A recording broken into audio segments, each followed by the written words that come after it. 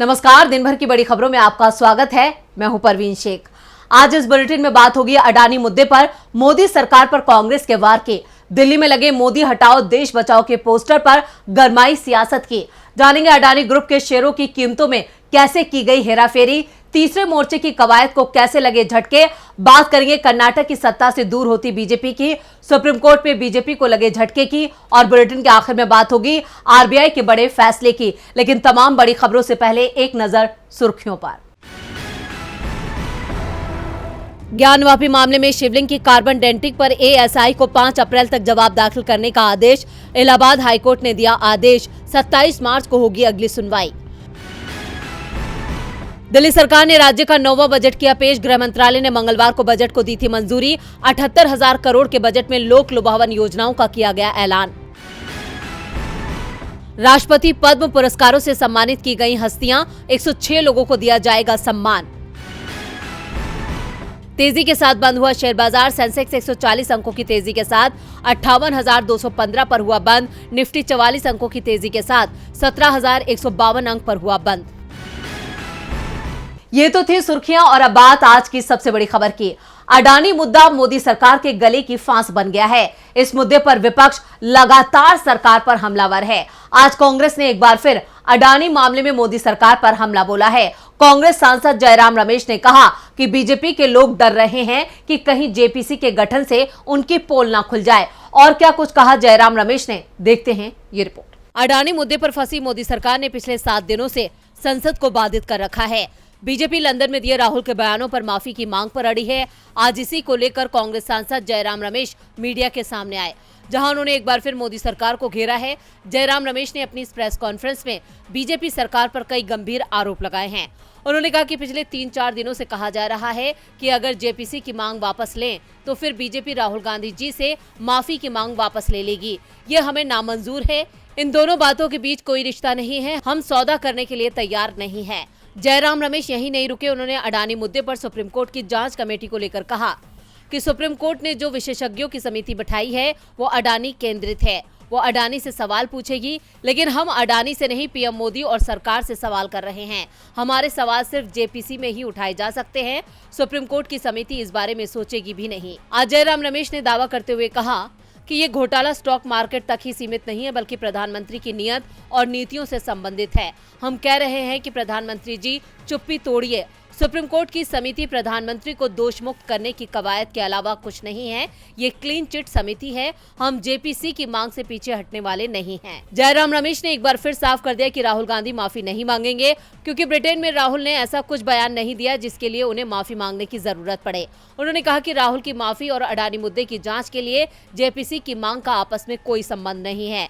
BJP ने पहले राहुल गांधी के बयान को विकृत किया, फिर बदनाम किया और अब इसके सहारे वो अडानी मामले से ध्यान भटकाने की कोशिश कर रही है। अडानी मुद्दे पर कांग्रेस के वार से मोदी सरकार बेहाल है। आज बेहाल तो बीजेपी भी हो गई, जब दिल्ली में मोदी हटाओ देश बचाओ पोस्टर लग गए। पीएम मोदी को अपनी आलोचना कतई पसंद नहीं है। फिर क्या था, पुलिस भी एक्शन में आ गई और ताबड़तोड़ एफआईआर दर्ज हुई और 6 लोगों को गिरफ्तार कर लिया गया। क्या है पूरा मामला, देखते हैं ये रिपोर्ट। दिल्ली में पीएम मोदी के खिलाफ पोस्टर लगाने के मामले में पुलिस ने 100 एफआईआर दर्ज की है। सभी केस प्रिंटिंग प्रेस एक्ट और प्रॉपर्टी डिफेंसमेंट एक्ट के तहत दर्ज किए गए हैं। वहीं आम आदमी पार्टी के ऑफिस से निकलते हुए एक वैन को भी पोस्टर्स के साथ जब्त किया गया। इस मामले में 6 लोगों को पुलिस ने गिरफ्तार किया है। पुलिस के मुताबिक दिल्ली के कुछ हिस्सों में मोदी हटाओ देश बचाओ नारों वाले पोस्टर लगाए गए थे। इन पोस्टर्स में प्रिंटिंग प्रेस का ब्यौरा नहीं था। इधर आम आदमी पार्टी ने पुलिस कार्रवाई को तानाशाही बताया है। पार्टी ने अपने ऑफिशियल ट्विटर हैंडल पर लिखा, मोदी सरकार की तानाशाही चरम पर है। पोस्टर में ऐसा क्या आपत्तिजनक है जो इसे लगाने पर मोदी जी ने 100 एफआईआर कर दी। पीएम मोदी, आपको शायद पता नहीं, पर भारत एक लोकतांत्रिक देश है। एक पोस्टर से इतना डर क्यों? आम आदमी पार्टी पोस्टर मामले को लेकर 23 मार्च को प्रदर्शन भी करने वाली है। दिल्ली के जंतर मंतर पर होने वाले इस विरोध प्रदर्शन में अरविंद केजरीवाल के साथ पंजाब के सीएम भगवंत मान भी शामिल होंगे। दिल्ली पुलिस के मुताबिक 17 मार्च को पोस्टर छापने का ऑर्डर दिया गया था। उसके बाद ये पोस्टर 19 मार्च की रात को अलग अलग लोगों को चिपकाने के लिए दिए गए थे। पोस्टर चिपकाने का काम 20 मार्च की सुबह तक चलता रहा। पुलिस के मुताबिक ऐसा ही एक मामला 2 साल पहले भी सामने आया था, जब दिल्ली में कोविड वैक्सीनेशन ड्राइव के दौरान मोदी की आलोचना करने वाले पोस्टर लगाए गए थे। तब दिल्ली पुलिस ने 30 लोगों को गिरफ्तार किया था, वहीं 25 एफआईआर दर्ज की गई थी। पीएम मोदी के खिलाफ लगे इन पोस्टर्स पर एक बार फिर देश की सियासत पे उफान आने वाला है। वैसे ये कोई पहला मौका नहीं है जब पीएम मोदी को लेकर इस तरह के पोस्टर लगे हों, लेकिन इस घटना को लेकर आप बीजेपी के निशाने पर आ गई है। निशाने पर तो गौतम अडानी भी हैं। हिंडनबर्ग की रिपोर्ट आने के बाद से अडानी ग्रुप के सितारे गर्दिश में हैं। अब अडानी ग्रुप को लेकर एक और चौंकाने वाला खुलासा हुआ है। देखते हैं ये रिपोर्ट। 24 जनवरी को US short seller company Hindenburg की अडानी ग्रुप पर आई रिपोर्ट, जिसमें दावा किया गया है कि अडानी ग्रुप की कंपनियों के शेयरों की कीमत हेराफेरी करके बढ़ाई गई है। इस रिपोर्ट के बाद से अडानी ग्रुप की वैल्यू 60% कम हो चुकी है। हिंडनबर्ग रिपोर्ट से हिले अडानी ग्रुप को एक और झटका दिया है फाइनेंशियल टाइम्स ने अपनी एक रिपोर्ट में कहा है कि अडानी ग्रुप ऑफशोर फंडिंग के भरोसे चल रहा है। गौतम अडानी के ग्रुप में आया करीब आधा एफडीआई अडानी फैमिली से लिंक्ड विदेशी इकाइयों से आया है। एफटी ने बताया कि 2017 से 2022 के बीच अडानी ग्रुप में 5.7 अरब डॉलर का एफडीआई आया, जिसमें से अडानी से लिंक्ड ऑफशोर कंपनियों ने 2.6 अरब डॉलर का निवेश किया, जो कुल एफडीआई का 45.4% था। अडानी ग्रुप से लिंक्ड ऑफशोर इकाइयों से निवेश और भी अधिक हो सकता है, क्योंकि एफडीआई डेटा विदेशी निवेश के एक हिस्से को ही दिखाता है। ग्रुप में एफडीआई डालने वाली अधिकांश ऑफशोर शेल कंपनियां खुद को अडानी के प्रमोटर ग्रुप का हिस्सा बताती है। इसका मतलब है कि वो कंपनियां अडानी या उनके परिवार से जुड़ी हुई हैं। सबसे बड़ा निवेश अडानी के बड़े भाई विनोद अडानी से प्रत्यक्ष या अप्रत्यक्ष रूप से लिंक्ड 2 कंपनियों से आया है। इमर्जिंग मार्केट इन्वेस्टमेंट DMCC, जो अपनी वेबसाइट पर बताती है कि वो केवल विनोद अडानी का फंड निवेश करती है, इसने 2017 और 2018 के बीच अडानी की कंपनियों में $631 मिलियन निवेश किया। इसी तरह मॉरिशस में registered gardenia trend and investment ने साल 2021 और 22 में अडानी की कंपनियों में $782 मिलियन का निवेश किया। अडानी ग्रुप ने हिंडनबर्ग के आरोपों को तो सिरे से नकार दिया था, लेकिन इस पर कुछ नहीं बोला, क्योंकि उसकी विदेशी फंडिंग का एक बड़ा हिस्सा उन कंपनियों से आता है जिसका वास्तविक सोर्स ऑफ फंड स्पष्ट नहीं है। अडानी ग्रुप के इन कारनामों से देश की सियासत में भी उफान आया हुआ है। इधर तीसरे मोर्चे को लेकर भी सियासत जोरों पर है। लोकसभा चुनाव 2024 से पहले विपक्ष के कई दल मोदी सरकार के खिलाफ तीसरा मोर्चा बनाने की कवायद में जुटे हैं। वहीं तेलंगाना के सीएम केसीआर से लेकर दिल्ली के सीएम अरविंद केजरीवाल की ओर से गैर बीजेपी और गैर कांग्रेसी तीसरा मोर्चा खड़ा करने की कोशिश की जा रही है। हालांकि तीसरा मोर्चा बनाने को लेकर की जा रही ये कवायद रंग लाती नहीं दिख रही है। आम आदमी पार्टी के मुखिया अरविंद केजरीवाल ने 7 राज्यों के मुख्यमंत्रियों को पत्र लिखकर 18 मार्च को डिनर के लिए बुलाया था। सियासी गलियारों में इसे तीसरा मोर्चा बनाने की कवायद से जोड़कर देखा जा रहा था। हालांकि विपक्षी दलों के सीएम ने अलग अलग वजहों से इस डिनर के कार्यक्रम से दूरी बना ली। दिल्ली के सीएम अरविंद केजरीवाल ने झारखंड, पश्चिम बंगाल, बिहार, तेलंगाना, केरल, तमिलनाडु और पंजाब के मुख्यमंत्रियों को डिनर का न्योता दिया था। हालांकि इस डिनर में सिर्फ पंजाब के सीएम भगवंत मान ने शिरकत की। जेएमएम के नेता हेमंत सोरेन, डीएमके के नेता MK Stalin, TMC supremo Mamata Banerjee, JDU नेता नीतीश कुमार, बीआरएस नेता केसीआर और सीपीआईएम नेता पिनराई विजयन ने इस कार्यक्रम से दूरी बना ली। इन नेताओं ने इस डिनर में शामिल होने से इनकार कर दिया, जो सीएम केजरीवाल की पीएम मोदी के खिलाफ गैर बीजेपी और गैर कांग्रेसी तीसरा मोर्चा बनाने की कवायद को बड़ा झटका माना जा रहा है। दरअसल डिनर न्योता पाने वाले विपक्षी दलों के नेताओं ने रणनीतिक तौर पर आम आदमी पार्टी के कार्यक्रम से दूरी बनाई है। कांग्रेस के बिना किसी भी गठबंधन से जुड़ने में इन सियासी दलों ने कोई तवज्जो नहीं दी। खबरों की माने तो ममता बनर्जी ने इस डिनर और खत पर कुछ भी कहने से इनकार कर दिया। नीतीश कुमार की तरफ से केजरीवाल से रणनीतिक तौर पर दूरी बनाई जा रही है। कुछ ऐसे ही रुख तेलंगाना के सीएम केसीआर की ओर से भी अपनाया गया।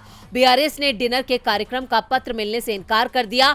झारखंड सरकार ने हेमंत सोरेन को पत्र मिलने की बात कही, लेकिन झारखंड विधानसभा में बजट सत्र के चलते अप्रैल में डिनर कार्यक्रम का आयोजन करने की मांग की गई। वहीं केरल के सीएम पिनराई विजयन ने डिनर का न्योता मिलने की बात कही है, लेकिन उन्होंने दिल्ली जाने से इनकार कर दिया। वहीं तमिलनाडु के सीएम की ओर से कहा गया कि वो ऐसे किसी भी गठबंधन का हिस्सा नहीं बनेंगे जिसमें उनके सहयोगी संगठन कांग्रेस शामिल ना हो। केजरीवाल की कोशिश तो नाकाम हो गई। इधर कर्नाटक में होने वाली बगावत को रोकने में बीजेपी भी नाकाम नजर आ रही है।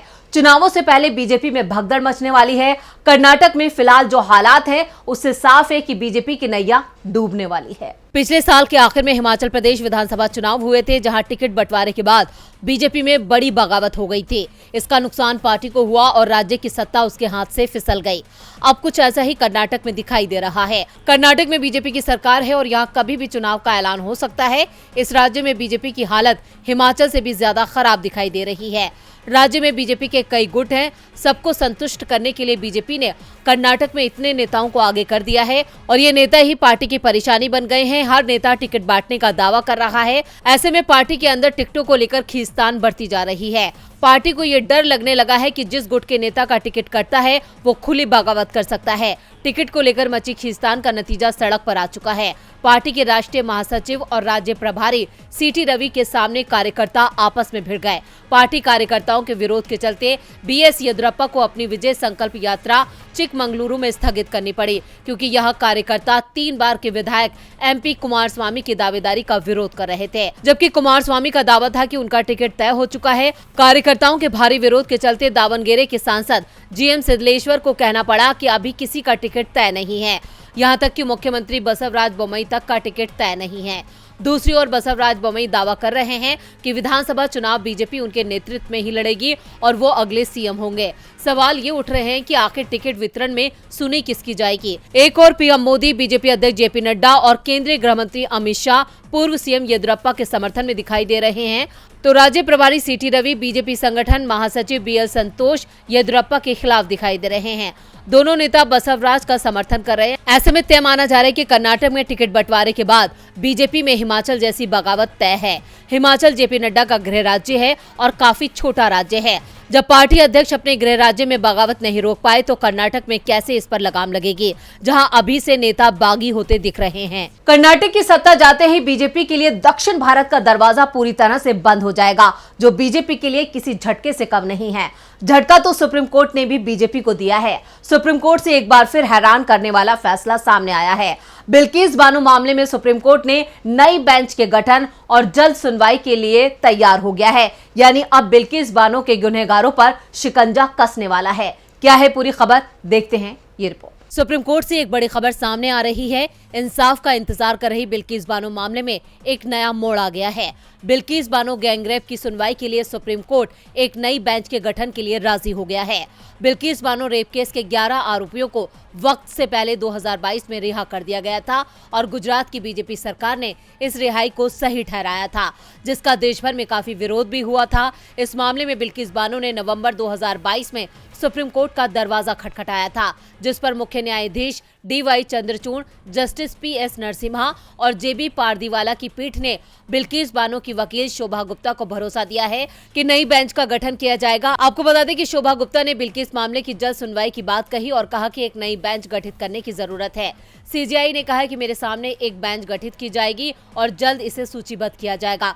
इससे पहले बिल्किस बानो मामले में 11 दोषियों की सजा में छूट को चुनौती देने वाली याचिका पर शीर्ष अदालत में सुनवाई नहीं हो सकी थी, क्योंकि इससे जुड़े जज किसी और मामले की सुनवाई कर रहे थे।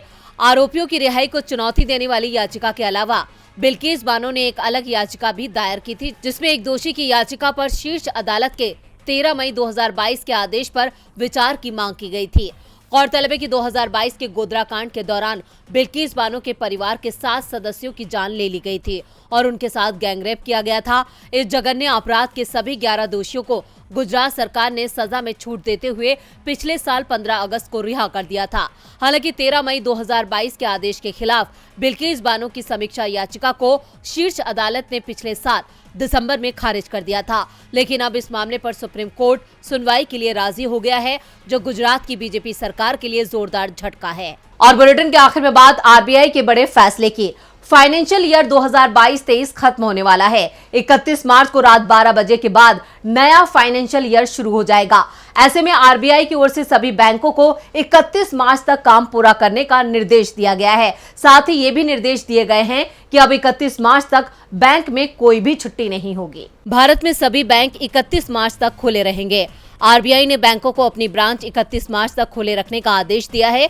यहां तक कि इस बार रविवार को भी बैंक खुले रहेंगे। रविवार को भी आम लोग बैंक में अपना काम निपटा सकेंगे। 31 मार्च के बाद लगातार 2 दिन यानी 1 और 2 अप्रैल को बैंकों में कामकाज नहीं होगा। आरबीआई ने बैंकों से कहा है कि फाइनेंशियल ईयर 2022-23 खत्म होने से पहले सरकार से जुड़े सभी ट्रांजैक्शन सेटल हो जाने चाहिए। इसके साथ ही आरबीआई ने यह भी साफ कर दिया है कि नेशनल इलेक्ट्रॉनिक्स फंड ट्रांसफर यानी एनईएफटी और real time gross settlement RTGS system के जरिए होने वाले ट्रांजैक्शन 31 मार्च को रात 12 बजे तक जारी रहेंगे।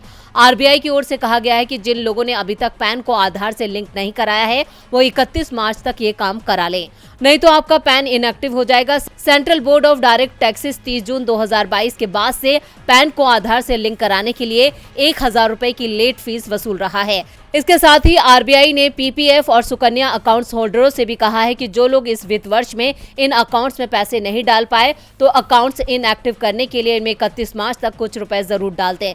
पीपीएफ और एसएसवाई में पैसे नहीं डालने पर यह अकाउंट्स बंद हो सकते हैं। इन्हें दोबारा एक्टिव करवाने के लिए आपको जुर्माना देना पड़ेगा। तो आज इस बुलेटिन में बस इतना ही। देखते रहिए डीबी लाइव। नमस्कार।